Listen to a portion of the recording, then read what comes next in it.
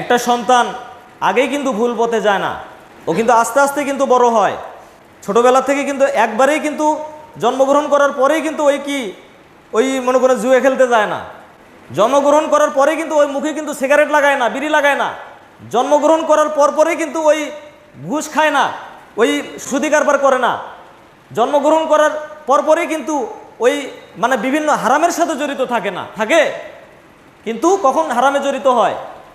আস্তে আস্তে বাচ্চাটা বড় হলো, শিশু থেকে কিশোর এভাবে বড় হলো, কিন্তু বেনামাজি অবস্থাতেই আছে।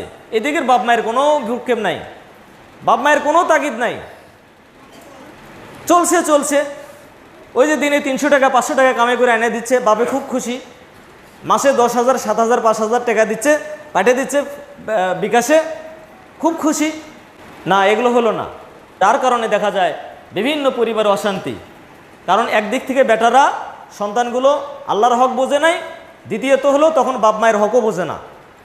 এই জন্য দেখা যায় অনেক পরিবারে বাবা মা কেন্দ্রিক বিষয়গুলো নিয়ে বিভিন্ন রকমের ঝগড়া ফাসাদ ফিতনা এগুলোতে ভরপুর। বাপেরা অভিযোগ দেয়, মায়েরা অভিযোগ দেয় যে বেটা খারাপ, এটা খারাপ, সেটা খারাপ। খারাপ তো আর একদিনও হয়নি। আবার এর মধ্যে আরেকটা বিষয় যে এখানে কিছু বাবা মারও কিছু আসলে বাপ মায়ের ভুল ত্রুটি হলে সেটা বাপ মাকে শাসন করার মতো সেই অথরিটিটা, সেই ইয়েটা কোনো সন্তানকে দেওয়া হয়নি। বাপ মাও 1000টা ভুল করলে সেটাকে বাপ মাকে মানে তাও বুঝে বলতে হবে। এখানে বাপ মাকে শাসন করার কোনো অধিকার কোনো সন্তানের নাই। তবে বুঝানোর জন্য, তাকে বোঝানোর জন্য যেভাবে বলা দরকার সেভাবে একটু বলবে, বুঝে তো হবে। কিন্তু আফসোস আর পরিতাপের বিষয়, অনেক ক্ষেত্রে বাবা মারাও ভুল করে বসে। একটু সন্তানের সামান্য কিছু ত্রুটি বিচ্যুতি হলে ওই সন্তানের ব্যাপারে একেবারে সমালোচনা করে গীবত করে একবারে শেষ করে ফেলায়। কেন? আপনারই তো সন্তান, সে কতটুকু ভুল করেছে, তার এতটুকু ভুলের জন্য আপনি তার দুর্নাম বিভিন্ন জায়গায় বলে বেড়ালেন। কিন্তু সে তো এত বড় ভুল করেনি। ধারণা করেই ম্যাক্সিমাম পরিবারগুলোতে ধারণা করেই সন্তানের উপর ধারণা করেই মানে মিথ্যা অপবাদ দেয়। কি ধরনের? ছেলে যদি কামাই রোজগার করে, এটা অনেক পরিবারে এই সমস্যাগুলো হয়। কি ধরনের সমস্যা? কামাই রোজগার করে অল্প কিছু টাকা হয়তো বাপ মায়ে বা অন্য আত্মীয় স্বজন অন্যরা ধরে নিচ্ছে যে অনেক টাকা বোধহয় কামাই করে, এতগুলো টাকা কামাই করে সে কী করে টাকা? অনেক সময় বলে যে অমুকের কাছে হয়তো টাকা দেয়, তমুকের কাছে টাকা দেয়, বা এরকম জোয়াতে করতেছে, অথবা শ্বশুর বাড়িতে টাকা পাঠাচ্ছে। এগুলো সব ধারণার উপর বলতেছে বাপ মা। কার উপরে? ধারণার উপরে। একটা কোনো মানে প্রমাণ নাই যে টাকা অন্য কোথাও দিচ্ছে, কারো কাছে দিচ্ছে, বা তাই টাকা এত পরিমাণে কামাই রোজগার করছে যে বাপ মায়ের দিক থেকে আরও তাদেরকে বেশি পরিমাণে দেওয়া দরকার, সেই বেশি পরিমাণটা দিতে পারে না। অথচ এগুলো সব মানে একটা অনুমান করে কথা বলে। কেন? একটা জিনিস জাস্টিফাই করে কথা বলতে হবে। ম্যাক্সিমাম পরিবারে এই বাবা মাগুলো সন্তানের উপর এভাবে ধারণার উপর তাদেরকে মানে কথাবার্তা বলে থাকে, ধারণার উপর। এই ধারণার উপর সন্তানকে, ছেলে মেয়ের উপর মিথ্যা অপবাদ দেওয়া যাবে না। কারণ আমরা এতটুকু জানি, বাবা মা সন্তানকে মানুষ করে, এটা তাদের দায়িত্ব।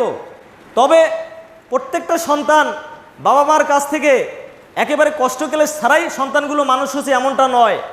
বাবা মাও সংসারে যেমন কষ্ট করে, সন্তানগুলো বাবা মার সাথে কষ্ট শেয়ার করে নিয়ে বাচ্চাগুলো মানুষ হয়। তাহলে মানুষ হওয়ার ক্ষেত্রে দেখা গেছে সন্তানগুলো মায়ে যদি একবেলা দুই বেলা কষ্ট করে, ওই সন্তানগুলো ছোটোবেলাতেও একবেলা দুই বেলা কষ্ট করে মানুষ হয়েছে না?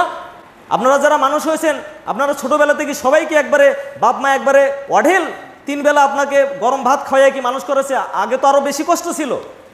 2 বেলা ভাত জোটে নেই, 3 বেলা ভাত জোটে নেই, অনেক কষ্ট করেছে। কেন? সন্তানেরাও তো বাবা মার কষ্টগুলোর সাথে শেয়ার করে সন্তানরা কষ্ট মেনে নিয়েছে না সন্তানেরা? এই সন্তানগুলো যখন মানুষ হয়, বড় হয়, সংসার জীবনে যখন চলে আসে, তখন এই সন্তানদের হাতে যখন সংসার আছে, তখন তো দেখা যাচ্ছে হয়তো কোনো সময় সংকট মুহূর্ত, বিপদ আপদের সময়, মুসিবতের সময়, আর্থিক সংকটের সময়, সেই সময়ে যদি বাবা মায়ের যদি 16 আনা খেদমতের মধ্যে যদি 1 আনার যদি ঘাটতি পড়ে যায়, তাহলে 1 আনা ঘাটতির জন্য সামান্য একটু ব্যাঘাত হওয়ার কারণে তাহলে কি সন্তানের উপর মিথ্যা অপবাদ চাপিয়ে দেওয়া যাবে বাবা মাকে? এগুলো আমাদের বাবা মার বুঝ ব্যবস্থার ভুল, এগুলো তাদের বুঝ ব্যবস্থার ভুল। কারণ তারাও তো, সন্তানগুলোও তো যখন মানুষ হয়েছে বাবা মার সাথে কষ্ট স্বীকার করে নিয়ে, কষ্ট মেনে নিয়েই তারা মানুষ হয়েছে। তো তারা তো বড় হওয়ার পরেও, টাকা পয়সা কামাই করার পরেও তো কোনো দিন কোনো সন্তান বাবা মাকে এই কথা বলে না যে আমার বাপ বা মা এইরকম যখন 5 বছর 6 বছর বয়স ছিল, আরও যখন ছোট ছিলাম, যখন মানুষ হচ্ছিলাম, পড়ালেখা কেবল প্রথম শুরু হয়েছে, এরকম খাওয়ার বেলায় তো অনেক কষ্ট দিয়েছেন তোমরা, টাকার বেলায় অনেক কষ্ট দিয়েছেন, পোশাক পরিচ্ছদের বেলায় অনেক কষ্ট দিয়েছেন, চিকিৎসার বেলায় অনেক কষ্ট দিয়েছেন, অতএব তোমরা ভালো বাপ মাও নাও, তোমরা মন্দ বাপ মাও। এই কথা কি সন্তানেরা দুনিয়াতে কোনো বাপ মাকে বলে? বলে না। কারণ কি? তারা জানে যে বাবা মার সাথে এই কষ্টটা শেয়ার করে নিয়ে তাদেরকে মানুষ হতে হবে, এটাই তাদের তকদিরে ছিল। এটাই কি ছিল? তাদের তকদিরে ছিল। তাহলে সন্তানের সংসার জীবনে এসে সন্তানের যদি একটু মানে অভাব অনটনে, টানাপোড়নে বা কোনো আর্থিক সংকটের সামান্য একটু মুহূর্ত যদি একটু 16 আনা খেদমতের মধ্যে, সেবা যত্নের মধ্যে যদি 1 আনা ঘাটতি হয়, সামান্য কিঞ্চিত যদি ঘাটতি অনুভব করে, তাহলে এতটুকুর কারণে কি এখন ওই সন্তান, যেই সন্তান বাবা মার পোশাক পরিচ্ছদের ব্যবস্থা করে দিচ্ছে, চিকিৎসার ব্যবস্থা করে দিচ্ছে, 3 বেলা খাবারের ব্যবস্থা করে দিচ্ছে, সার্বিক সব বিষয়ের দেখাশোনা করতেছে, তাহলে সামান্য ত্রুটির কারণে কি সন্তানের উপর অপবাদ দিয়ে তামান এলাকায় কি বলে বেড়াবে? এটা কি সচেতন কোনো বাবা মার কথা? না। ম্যাক্সিমাম পরিবারগুলোতে বাবা মারা এই ভুলটা করে থাকেন।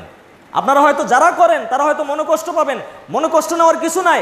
এই ভুলটা আপনাদের মেনে নিতে হবে যে নিজের সন্তানের ব্যাপারে অন্যের কাছে সমালোচনা করা এটা জঘন্যতম একটা আপনাদের একটা ভালো অভ্যাস নয়, এটা ভালো অভ্যাস নয়।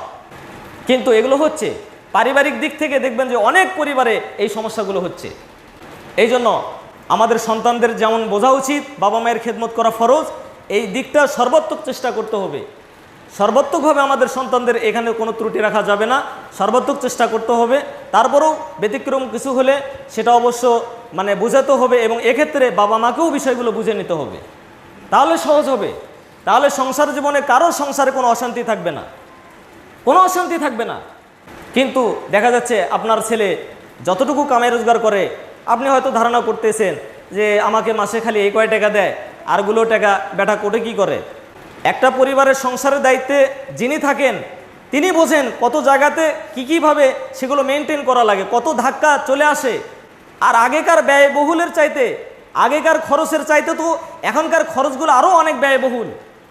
আগেকার মানুষ সংসার জীবন যাপন করছে, অত খরচের কোনো পথ ছিল না, অত খরচের কোনো দিক ছিল না, সামান্য কিছুতেই তখন সংসার চলছে। কিন্তু এখন সামান্য কিছুতে হয় না, অনেক দিক থেকে সংসার যারা চালায় তারা মেনটেন করে।